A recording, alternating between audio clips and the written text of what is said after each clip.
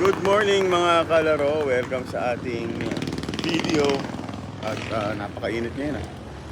So tayo po ay nandito sa ating K3 Lotto Outlet. Kung gusto nyo po kaming makontak, i-message nyo lang kami sa Facebook, i-message nyo kami sa Instagram, i-message nyo kami sa WhatsApp, sa Telegram, sa Viber, kahit saan pwede nyo kami makontak. Kung ikaw po ay nasa abroad or malayo ka sa bayan, makakataya ka na ng Lotto online gamit ang aming Lotto Outlet.